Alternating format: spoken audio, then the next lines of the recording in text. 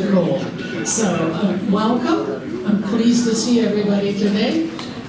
Before I start, I should remember two things. First of all, our dear, dear sponsors, the ones that keep the music archive going. You know, we get no money from local government or anything. We exist entirely on donations. Yeah, and we do pay musicians. We don't pay lecturers. So,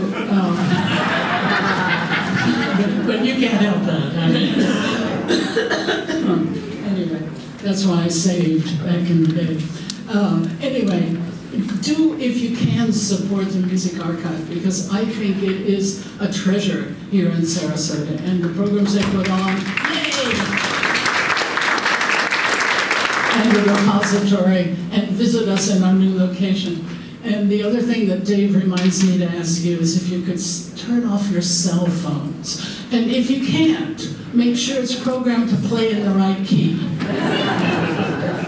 Okay, you know who I am, and I hope I'll get to know you.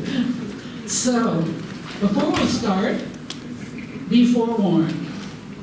At the end of this event, I'm going to ask you, what did Puccini, Lehár, Brahms, Oscar Strauss, Toscanini, and Johann Strauss Jr. have in common? And it's not a serious question.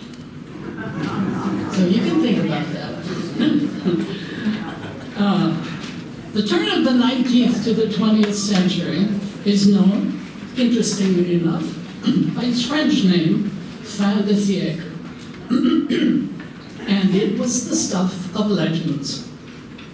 It was a period of great intellectual and artistic flowering, but also a harbinger of imminent decadence. As the Habsburg Empire began to crumble, paradoxically, a surge of creative intelligence and cultural energy bubbled up in the capital of Vienna.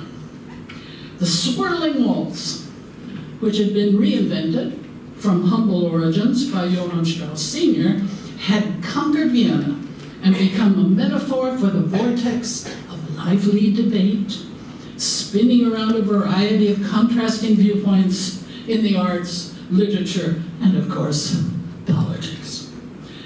Although Johann Strauss Jr. was known as the Waltz King, it was his father who set the rails for family fame by composing, anybody know how many waltzes? Hark, hark. 152. 152. Impressive. That's sort of like Franz Schubert's piano music for four hands. I think there are 40 of them, more than any other composer. A waltz is a powerful thing. Think of that orchestral piece by Ravel. Remember that? As one author remarked, in Ravel's La Valse, we have the old dance whirling itself to death. It just goes on and on. As the waltz grew in popularity, public indignation also grew. Scandal. Detractors said that driven by the frenetic tempi, the dancers' bodies were so close that their faces even actually touched. So we're going to start this presentation with a waltz, but an American one, showing the seductive powers of three-quarter time. Now bear in mind, there are also other dances in three-quarter time. There are minuets, sarabands, boleros, mazurkas, and polonaises. As I was thinking about it, actually just this morning, reading this line, I thought, you know what makes the waltz seductive is the rubato. How many know what rubato is? Okay, not enough. Rubare in Italian is to steal. And that means in tempi, we talk about rubato only in tempo. You take a fast tempo and suddenly slow it down, and then speed up again. That's a rubato. You steal the forward motion from one section of the music and put it into another. So, and that is constantly going on, certainly. Puccini and his contemporaries, there's a man named Donaudi, who wrote a lot of songs for singers, and all the rubato is written in. All you have to do is actually read the music, and you've got it. Nowadays, performers apply their own ideas about rubato, but I think that that's the difference between all these other dances in three-quarter time and the waltz. The waltz has rubato. It holds on the third beat, and then it starts in again. It's like a wave cresting, and I think that's where its power lies. So, we're going to ask Alex to start our first clip. Watch carefully.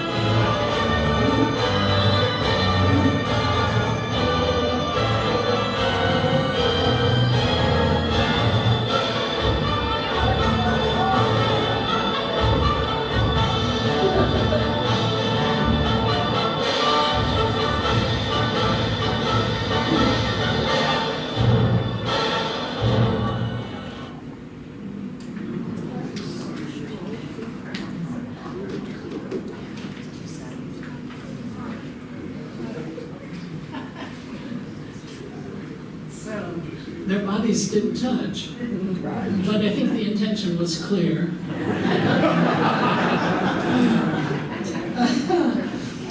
As one observer remarked, as in Strauss and Lehár, society gleams and glitters on the outside, but within there is only hedonistic egoism. After over 600 years of ruling vast areas of Europe, the pulse of the Habsburg Empire was getting weaker. The coffee houses and salons were peopled by the likes of Sigmund Freud, Gustav Klimt, Stefan Zweig, Hugo Wolf, Alexander Zemlinsky, Hans Pfitzner. You recognize any of these names? There are poets and musicians and a few painters coming up. Adolf Loos, he was an architect. Theodor Herzl, yeah, the beginnings of Zionism. Egon Schiele, painter, as well as the families of Ludwig von Wittgenstein, remember him, philosopher, and Adele Bloch-Bauer, I always stumble over that, Bloch-Bauer, and countless others. By 1913, it was reported that Stalin, Tito, Trotsky, Freud, and Hitler all lived in Vienna within about 3 miles of each other. Such was the power. I mean, Vienna was like a magnet. It just drew. It was the cultural hub and intellectual hub of Europe at that time. Paris has been it sometimes. Somehow the fin de siècle belonged to Vienna. The author, Johann Huizinga, I think he was Dutch, writing about the waning of the Middle Ages, reminds us that in viewing history, we are inclined to look for the origins of a movement rather than the reasons for its decline and fall. Could it be that the effervescent cultural upsurge known as fin de siècle Vienna carried within it the seeds of its own destruction? At the time, of course, nobody knew that.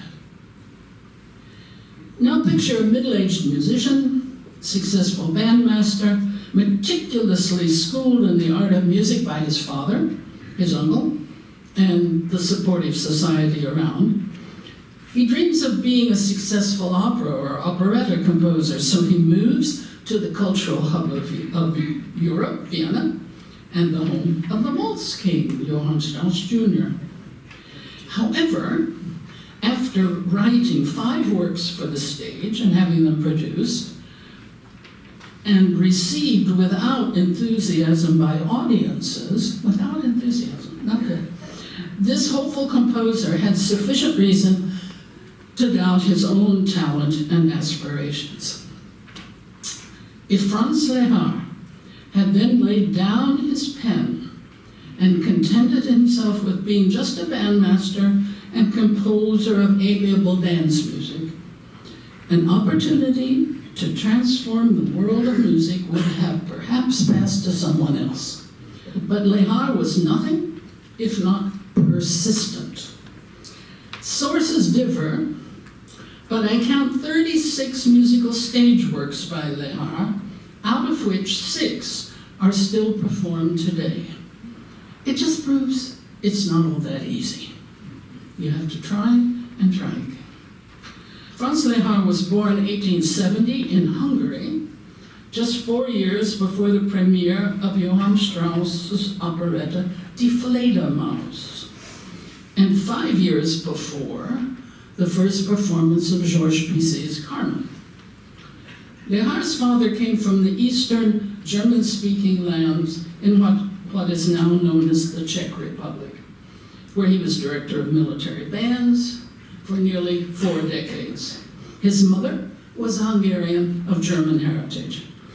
Young Franz's musical education, I've already said that. So after attending the Prague Conservatory, where he studied, among others, with Antonín Dvořák, among others, he became an orchestral violinist in Eberfeld, which is a theater in the Westphalen area of Germany. Later, he joined the military as a band director. At age 32, he moved to Vienna and left the military to begin his path as a composer of operettas. Now, and the first efforts, as I said, met with mixed results. But then, in 1905, The Merry Widow premiered, and after a sort of a slow start, it caught on and eventually changed the history of the operetta genre. If I remember correctly, within a year, it had had 500 performances in Vienna. The Merry Widow quickly became an international success as well. In America, alone in the first year, there were over 5,000 performances. It is said that in Buenos Aires, there were 5 different productions at the same time, each in a different language. Now, 120 years later, we can safely say it's the most popular operetta of the modern age. So let's look and see if the secret to the Merry Widow's popularity can be found in the storyline or in the music. See what you think. It all begins in Pontevedra. Remember Pontevedra? Now, where is Pontevedra? Well, it's not a city in Spain. It's a fictional city somewhere, anywhere. And this Pontevedra is a tiny dukedom that is in dire financial straits. In fact, it's on the edge of bankruptcy. But never fear, the clever Pontevedrian ambassador to Paris, Baron Seta, has a plan to save the fatherland. He wants to convince the playboy and diplomatic attaché Danilo to propose marriage to the fabulously rich widow Hanna Clavari, so that she will reject all her other suitors and her fortune will stay in Pontevedra. So let me introduce you to Danilo.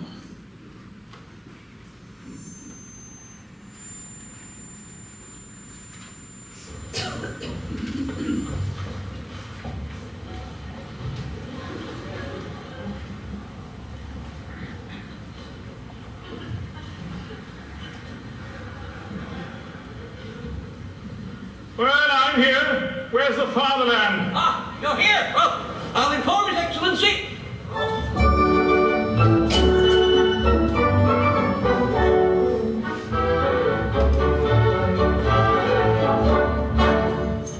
As diplomatic attaché, I have to labor every day. There's always something to be done. I wish I had some time for fun. I get up at the crack of noon, then in the office very soon. But then I come out straight away, when we can hardly work all day. When documents are to be read, then I do something else instead. I know it's good to be in touch, but is it safe to know too much? But when there's papers to be signed, well, that's my job, so I don't mind. But then I often stop and think it may be best to save the ink. Then meetings in the cafe floor, plus an aperitif for 4. Then weary from my heart rebels, I toddle home on my bed. Then off to shave and see, where things are dressed and surrounded by chanteauses and all my favorite roses. No,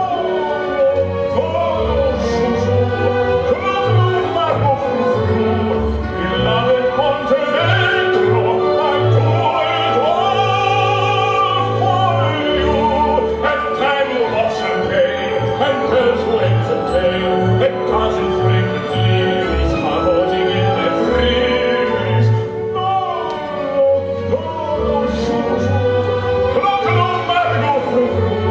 Beloved Pontevedra, the things I do for you.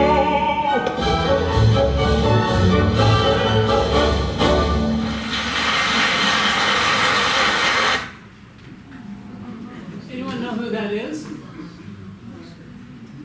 Yes. Oh, no. No. Want to know what it Yeah, is. Thomas Allen, British baritone, bass baritone, a fabled bass baritone. I think he's still alive. I mean, he's from a generation before mine. But really, what a wonderful voice. He does this kind of straight. In other words, he just comes out and sort of sings the text, and he expects the music and the text to communicate the personality of Danilo. There is another clip that I almost showed you, where the guy comes out and he's totally tipsy, and he's got his champagne bottle, and he's talking about, well, I get up, early at noon, and I go to work, and then he goes to Maxine's. It's supposed to communicate the idea that Danilo is a playboy. So, not very promising for a serious relationship with the rich widow, I think. So, having met the leading man, let's look at the leading lady.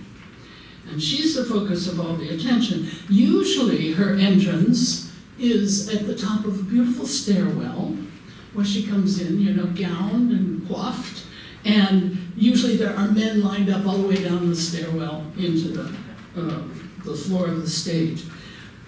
The English National Opera took a different view of her opening aria, and so I thought I'd share that with you.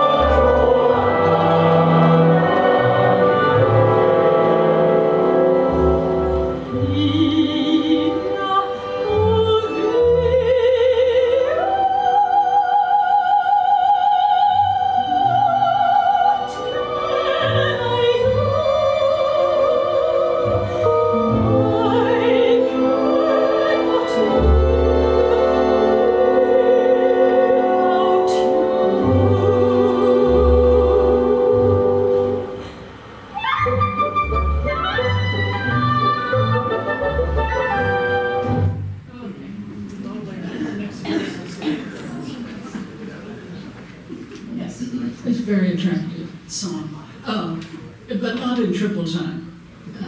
But it had some rubato in it anyway. So it's interesting now that we know what rubato is, so listen for it in the excerpts and see if you can identify it. Okay.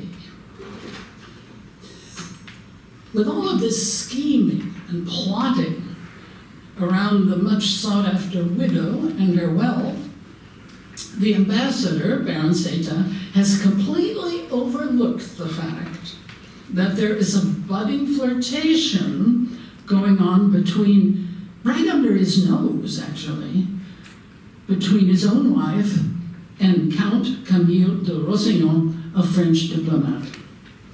That's what we call a subplot. It's the comic relief for the serious leading characters. So I don't have time, sadly, this morning to follow the course of that very interesting subplot, but it has some very attractive music, and I think you'll enjoy it.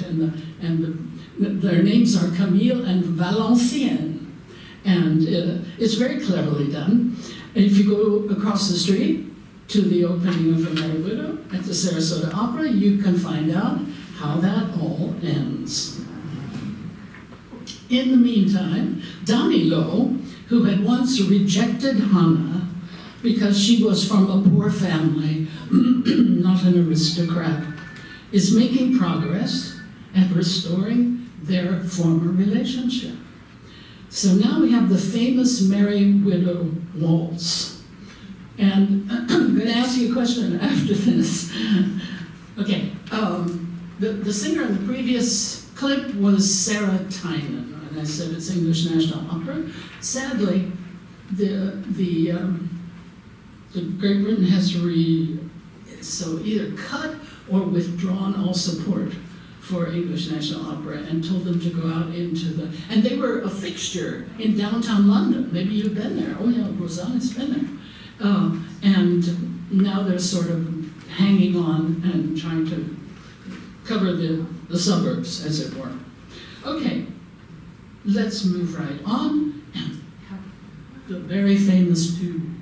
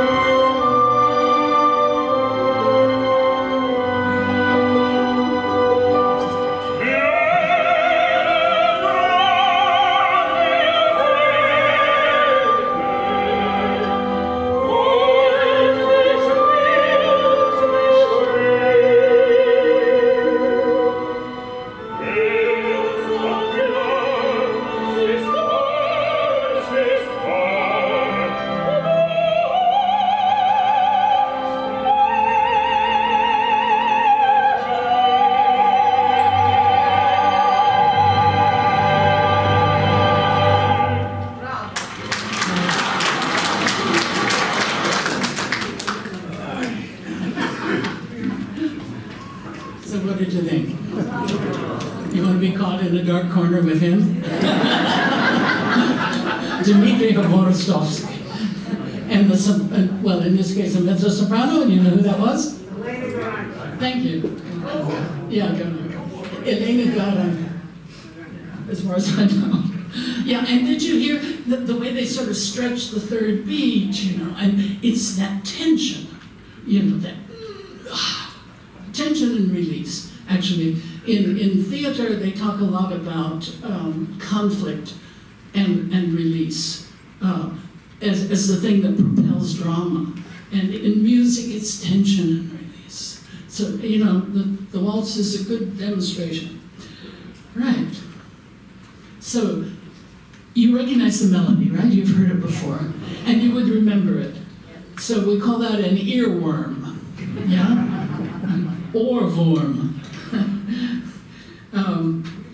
So what is an earworm? Once again, I'm going to turn to that fount of all earthly wisdom, Wikipedia. And Wikipedia says, an earworm is a catchy piece of music that continually repeats through a person's mind after it is no longer playing. You know, I wonder how that happens chemically. What causes it to keep repeating in our brains? But that's certainly one of them. But by this measure, the Merry Widow has an awful lot of earworms, because as I was preparing this and listening to various video clips and choosing which ones to show, I couldn't get the music out of my brain. It's wonderful. And it's always sort of uplifting, sort of like Vivaldi. It's uplifting. What would an operetta set in Paris do without a can-can? So this particular scene is called the Dance of the Grisettes. Now originally a grisette was just a working girl, perhaps a little flirtatious and fun-loving. But as the 19th century proceeded, other meanings got layered over the word grisette. And also the can-can got more and more risque. The excerpt we're going to show you now is from the Metropolitan Opera, and it's kind of on the edge.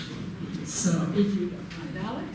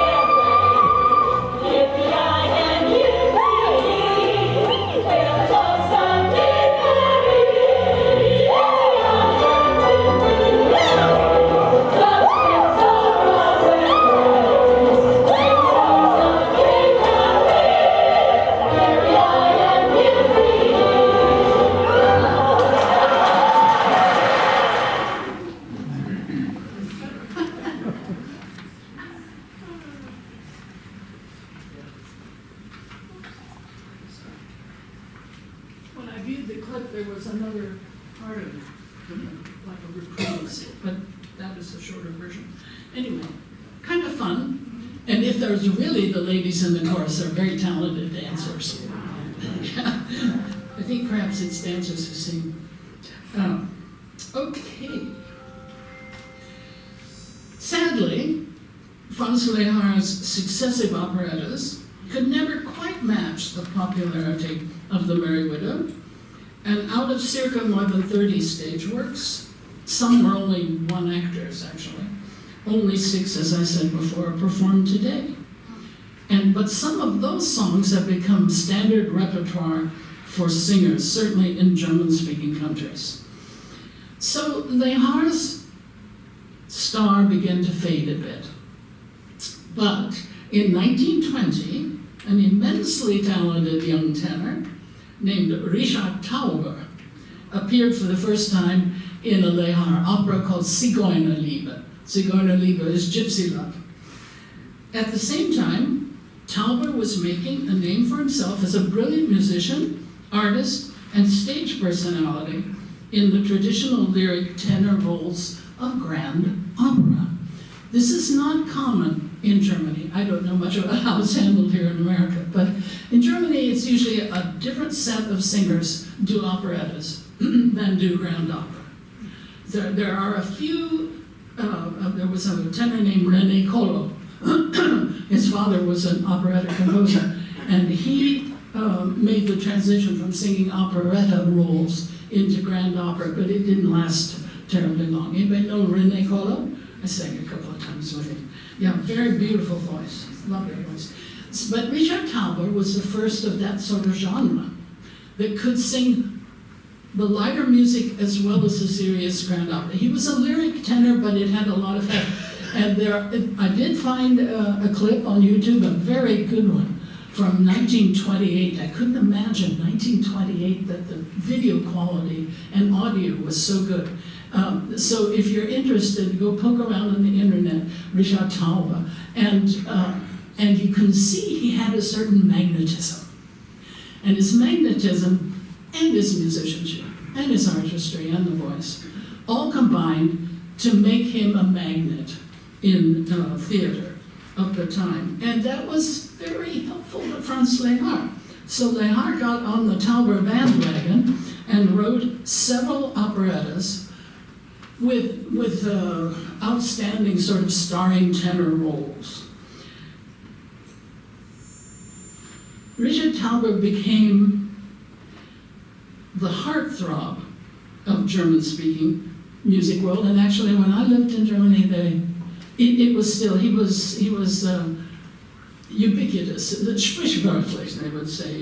It was just common to think of Richard Tauber as a leading romantic tenor.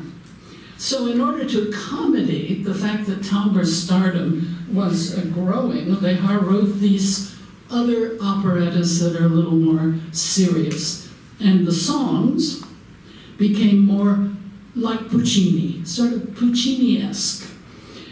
In Lehár's operetta, for instance, Das Land des Lächelns, Tauber was called upon to repeat the principal aria, Dein ist mein ganzes Herz. Do you know that? Any German speakers here that know that song? Yeah.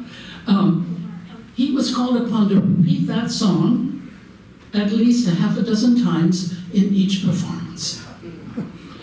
So why was The Merry Widow so popular? Great tunes, memorable melodies, earworms, right? And the decadence of the fun-loving Parisian setting, sparkling music numbers, and generally upbeat tempi, marches as well as waltzes. And then the storyline, there was a tension between the playboy and the rich widow, will she or will she not, as well as the charming subplot between Valenciennes, the Baron's wife, and Camille. So should they not? Probably not. Before the last clip, now I get to ask my question. What did Puccini, Lehár, Brahms, Oscar Strauss, and Johann Strauss Jr. have in common? And and their fathers were not military band leaders. Mustaches. I mean, they were ubiquitous. And I spent a good deal of time scrolling through all the names of men around the turn of the century to see if there were any clean-shaven men. And there's only one, Richard Tauber. So that tells you something about his magnetism. We got to see more of his. But it is really, well, Franz Joseph, the emperor, had a mustache. So, you know, it was really, we don't think about it much today, you know, because men are usually clean-shaven. But I thought that was curious. All right, we're going to close with a rousing piece from male septet, although you will see eight men up there. They added a comic relief, and there are 8 of them. And this is not a waltz. This is a march. And marches were electric too, as you will see. This is called Women, Weiber, Weiber, Weiber in German. And this clip comes from the Wichita Grand Opera. And if you think Wichita, Sylvia Eckes, how many people remember Sylvia? She was living in Wichita after she left Sarasota. Yeah, and they have a really lively opera scene. There were other clips that were really very good on YouTube from the Wichita Grand Opera. And I think this one is a lot of fun. So please thank Alex for being such a great colleague. Okay, and now we're going to watch the guys from the Wichita Grand Opera.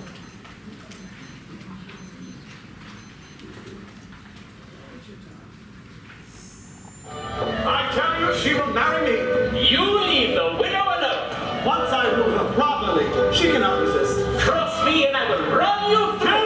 Gentlemen, if it's a fight that you want, I think I may have found one for you. What? I have reason to believe that a duel may be fought tonight between yourselves and 2 very irate husbands. A duel? I have learned everything about your liaisons with their wives. And frankly, sirs, if you do not give up the widow, I will be forced to inform them. Women cannot be trusted. And here they are now. I tell you, women cannot be trusted. Gentlemen, tell me, what is your opinion? What should a husband do when he learns that another man is romancing his wife? Shoot the beast. Sir, I hit him too. You see, gentlemen, you see. Would you surrender in such a case? Absolutely. What is being debated here? What a husband should do when his dear wife forgets her marriage vows. Thank heaven I don't have to worry about anything like that.